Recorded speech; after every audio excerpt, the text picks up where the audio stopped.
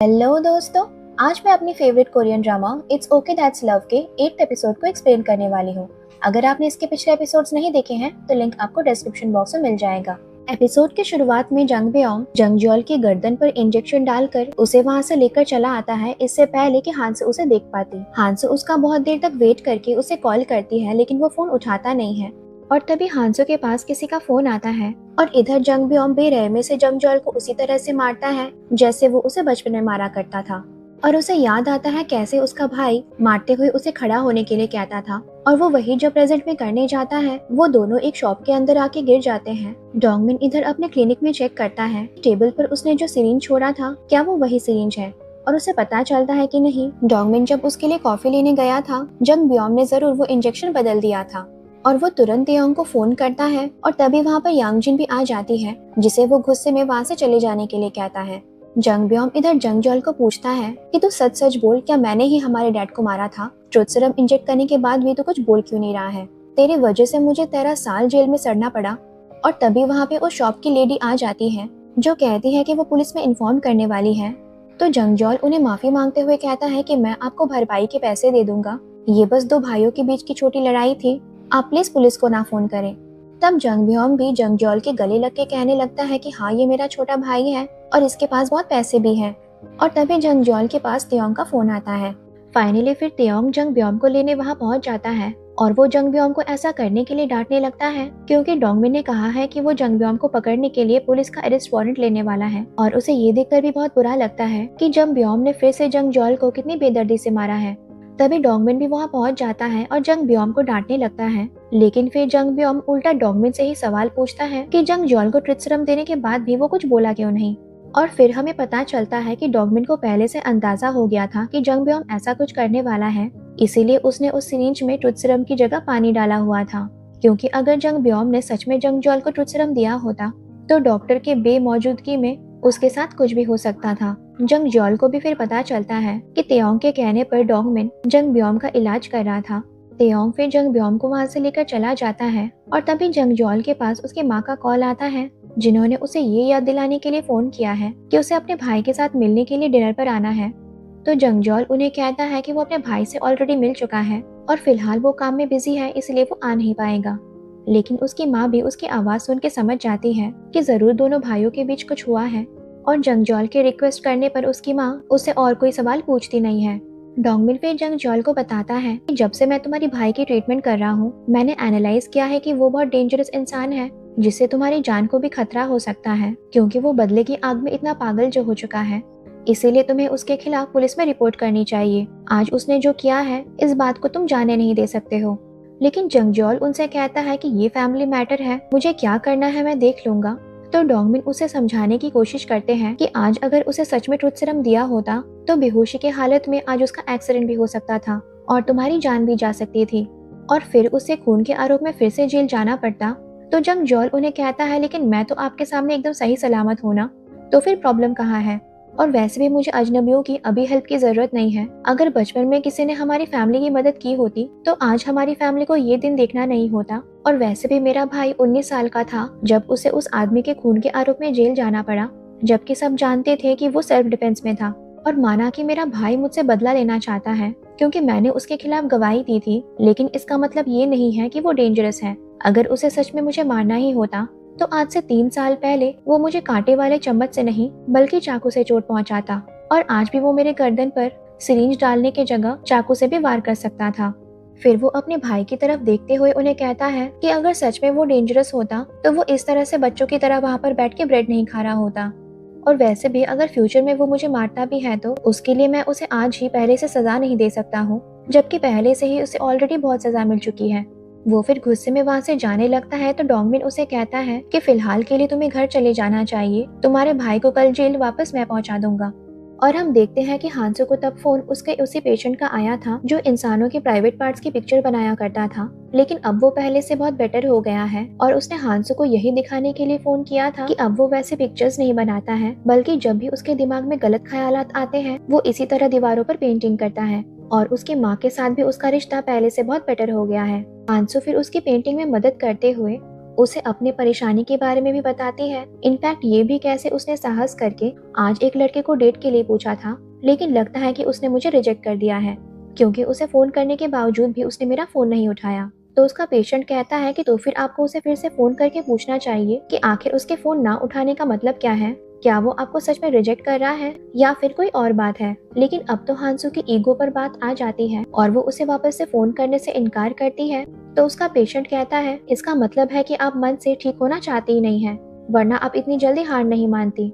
और तभी हांसू को उसकी बहन का मैसेज आता है, जो उसे जंगजॉल के फोटोज भेजते हुए कहती है कि ये फोटोज मैंने पिकनिक में क्लिक किए थे, जंगजॉल को ये जरूर सेंड कर देना। और जंगजॉल के फोटोज को देखते हुए वो सोचती है क्या उसे सच में जंगजॉल को फिर से फोन करना चाहिए। और वो जाते हुए उसे फोन करती है तो फाइनली इस बार जंगजॉल के फोन पिक करने पर वो चौंक जाती है और पूछती है, क्या तुम मरना चाहते हो, इतने देर बाद तुम मेरा फोन उठा रहे हो।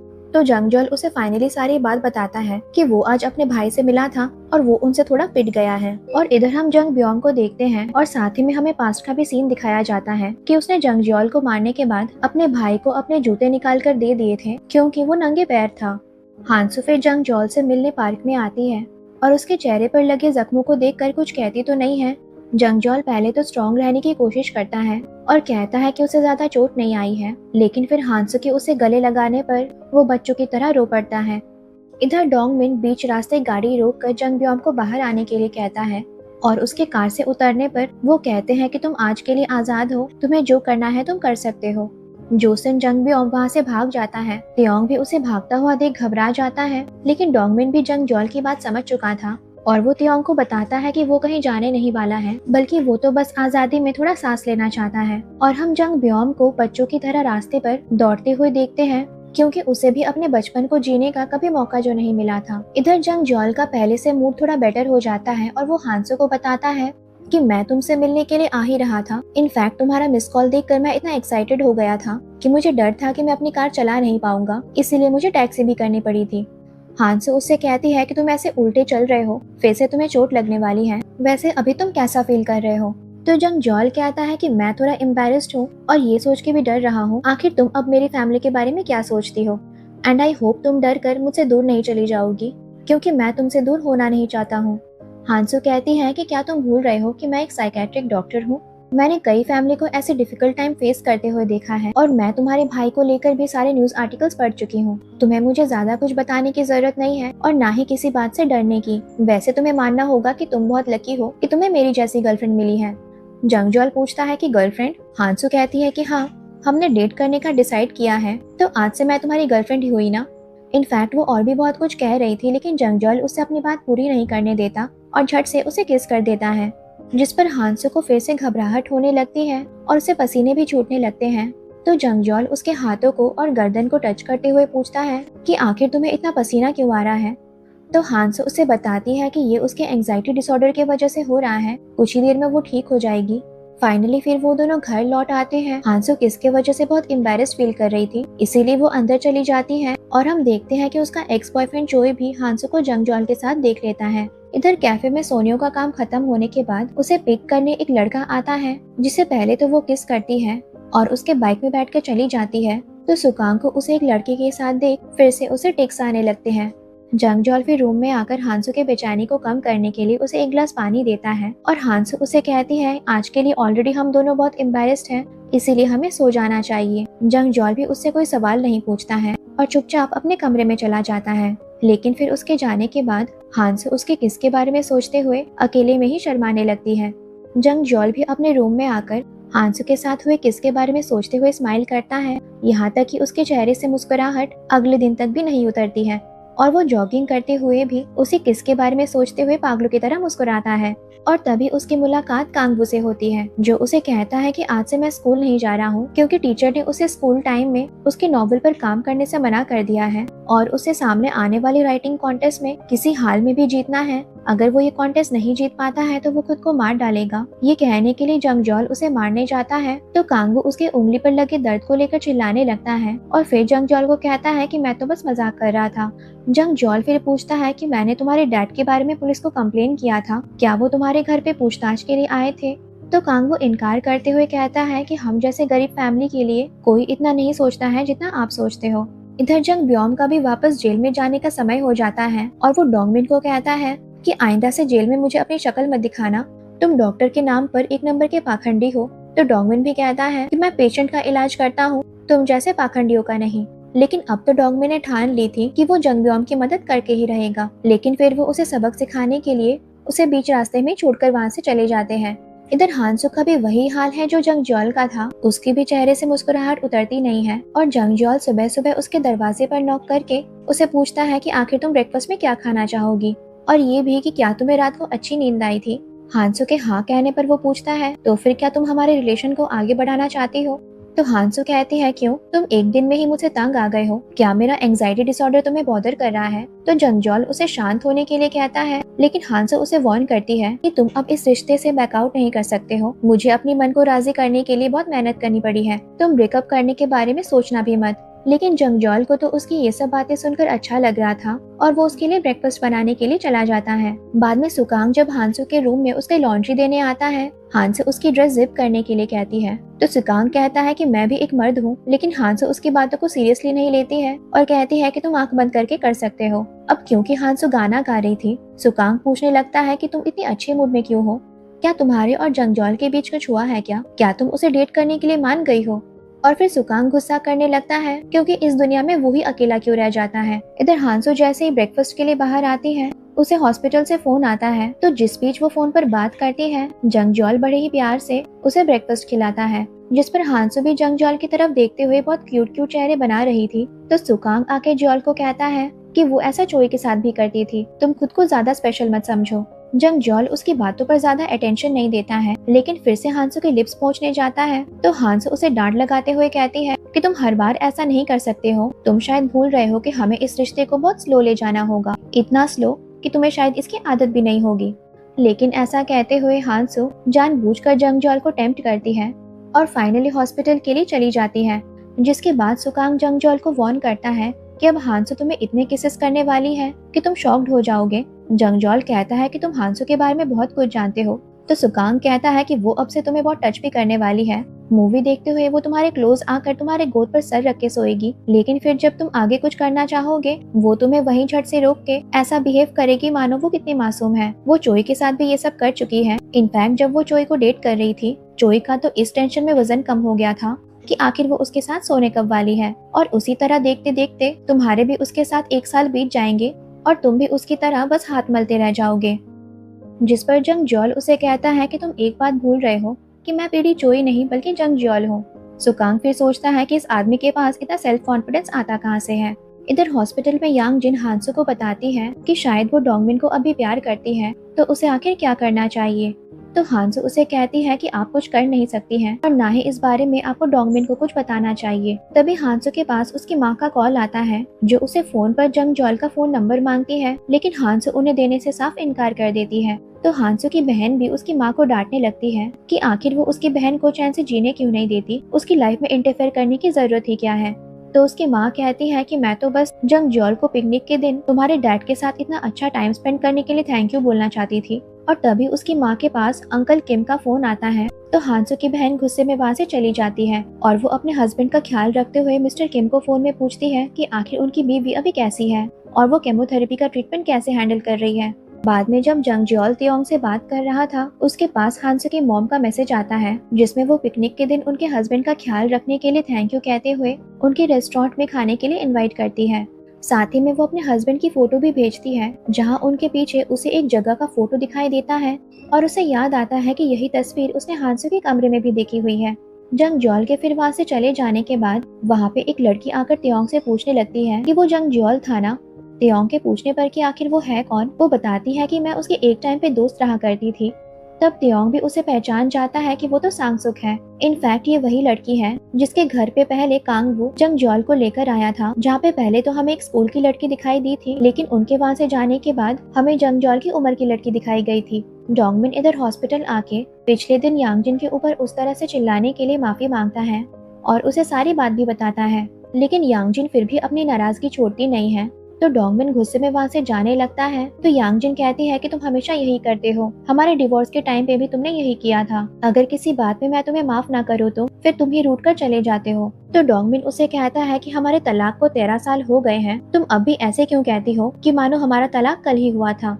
लेकिन यांगजिन फिर भी पुरानी बात करती रहती है कि आखिर तुम मुझे कह कैसे सकते थे कि मुझे अपनी डॉक्टरी छोड़ देनी चाहिए। तो डोंगमिन कहता है कि मैंने तुम्हें अपनी डॉक्टरी छोड़ने के लिए नहीं कही थी, बल्कि तुम्हें 1 साल के लिए ऑफ लेने के लिए कहा था, क्योंकि तब मैं जिस हालत से गुजर रहा था मुझे तब तुम्हारी जरूरत थी। यांगजिन पूछती है अगर मैं कहूँ अब भी मुझे तुम्हारी जरूरत है तो। जो सुन डोंगमिन चौंक जाता है और यांगजिन को कहता है कि तो फिर हमें आज से नहीं मिलना चाहिए, और वो सुकांग के साथ वहाँ से वापस चला जाता है। हांसो भी डोंगमिन को जाता हुआ देख लेती है और तभी उसकी मुलाकात उसके एक्स बॉयफ्रेंड चोई से होती है, जो उसे पूछता है कि सुना है तुम अब जंगजॉल को डेट कर रही हो। हांसो कहती है कि ये तुम एक्स बॉयफ्रेंड के तौर पर पूछ रहे हो या फिर फ्रेंड के तौर पर। तो चोई कहता है कि तुम्हारे बॉयफ्रेंड के तौर पर जो आज भी तुमसे प्यार करता है, जिस पर हांसो बिना कोई जवाब दिए वहाँ से चली जाती है। इधर कैफे में हांसो की बहन सुकांग को कहती है कि मुझे सोनियो को लेकर बहुत टेंशन हो रही है। जिस लड़के को वो उस रात किस कर रही थी, कहीं उसके वजह से अगर वो प्रेग्नेंट हो गई तो। आखिर वो अभी स्कूल में जो पढ़ती है। जिस पर सुकांग गुस्से में कहने लगता है कि वो अपनी लाइफ में क्या करती है भला उसे मेरा क्या लेना देना। हांसो फिर घर लौटते समय जंगजॉल को फोन करती है और पूछती है कि क्या तुमने खाना खाया। जंगजॉल के हाँ कहने पर और उससे सेम सवाल पूछने पर हांसो कहती है कि मुझे वो लड़के बिल्कुल पसंद नहीं है जो ये भी पूछने लगते हैं कि तुमने खाने में क्या क्या खाया था, इसीलिए हर किस पूछना भी मत। जंगजॉल पूछता है तो फिर तुम क्या बात करना चाहती हो। हांसो कहती है कुछ भी नहीं, हम घर में मिलते हैं, और वो दोनों फोन कट कर देते हैं। जिसके बाद हांसो कहती है कि वो मेरे लिए बिल्कुल परफेक्ट है, और जंगजॉल भी इधर मुस्कुराते हुए कहता है कि ये लड़की बिल्कुल मेरे टाइप की है। फिर बस स्टॉप पे उतरने पर उसकी मुलाकात जंगजॉल से होती है और पूछने पर कि तुम आखिर यहाँ क्या कर रहे हो। जंगजॉल कहता है कि तुम देख नहीं सकती हो, मैं अपनी गर्लफ्रेंड का वेट कर रहा हूँ। और फिर वो दोनों साथ में आइसक्रीम एंजॉय करते हैं। लेकिन जंगजॉल की तो स्माइल रुकती नहीं है। तो हांसो कहती है कि तुम आखिर इतना स्माइल क्यों कर रहे हो। जंगजॉल कहता है क्योंकि मैं तुम्हें इतना पसंद जो करता हूँ। फाइनली घर लौट आने पर रात को जंगजॉल जब अपनी मैगजीन पढ़ रहा था, जैसा कि सुकांग ने उसे पहले वार्न किया था, हांसो उसकी गोद पे सर रख कर लेट जाती है। लेकिन जब वो उसके बाल सहलाने जाता है, हांसो उसे टच करने से मना करती है। जंगजॉल फिर उसे पूछता है कि आखिर उसका वीकेंड में क्या प्लान है। ये सुनते ही डोंगमिन और सुकांग दूर से कमेंटरी देने लगते हैं कि आखिर जंगजॉल के शैतानी दिमाग में क्या प्लान चल रहा है। हांसो कहती है कुछ भी तो नहीं। तो जंगजॉल कहता है तो फिर हमें ट्रिप पर चलना चाहिए। तो हांसो पूछते हैं क्यों। ताकि तुम मुझे कहीं और ले जाकर घूमने के बहाने फाइनली अपना मकसद पूरा कर सको, जिस वजह से सारे लड़के अपनी गर्लफ्रेंड को घुमाने ले जाते हैं। जंगजॉल कहता है कि साथ में घूमने जाने का मतलब ये नहीं है कि मैं तुम्हारे साथ कुछ ट्राई करना चाहता हूँ। हम नेचर को एंजॉय करने के लिए भी घूमने जा सकते हैं। क्यों, तुम क्या घूमने सिर्फ सोने के लिए जाती हो। जिस पर हांसो हंस पड़ती है कि आखिर ये लड़का कह कैसे सकता है कि वो बाहर घूमने नेचर एंजॉय करने के लिए जाना चाहता है। जंगजॉल फिर उससे पूछता है कि उसके कमरे में जो पेंटिंग है वो कौन सी जगह की है। तो हांसो उसे बताती है कि वो जगह उसे इंटरनेट में मिली थी, उस जगह का नाम ओकिनावा है और वो लाइफ में एक बार वहाँ जाना चाहती है। फिर वो जंगजॉल को पूछती है कि तुम सच सच बताओ, अगर मैं तुम्हारे साथ ट्रिप पे चलती हूँ क्या तुम मेरे साथ ना सोकर रह पाओगे।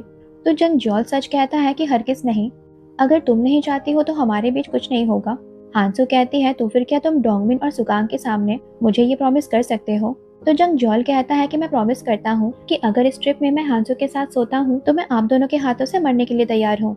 और वो हांसो को कहता है कि मैं इस ट्रिप में तुम्हारा इतना ख्याल रखूंगा कि तुम चौंक जाओगी कि तुम्हें कितना अच्छा बॉयफ्रेंड मिला है। डोंगमिन इधर मन ही मन कहता है कि ये लड़का एक नंबर का झूठा है। लेकिन हांसो फिर जंगजॉल की बात मान जाती है और ट्रिप के लिए हाँ करती है। फिर हांसो के वहाँ से चले जाने के बाद डोंगमिन जंगजॉल को पूछता है कि आखिर तुम इतने अच्छे से झूठ बोल कैसे सकते हो कि तुम उसके साथ सोने नहीं वाले हो। तो जंगजॉल कहता है कि मैंने झूठ कहाँ बोला है, भला उसके साथ सोने कौन वाला है। सुकांग और डोंगमिन फिर उसकी बातों का मतलब समझ जाते हैं और इसी के साथ हमारा ये एपिसोड खत्म होता है। अगर आपको ये अच्छा लगा हो तो मेरे चैनल को सब्सक्राइब और इस वीडियो को लाइक करना ना भूलें। Thank you.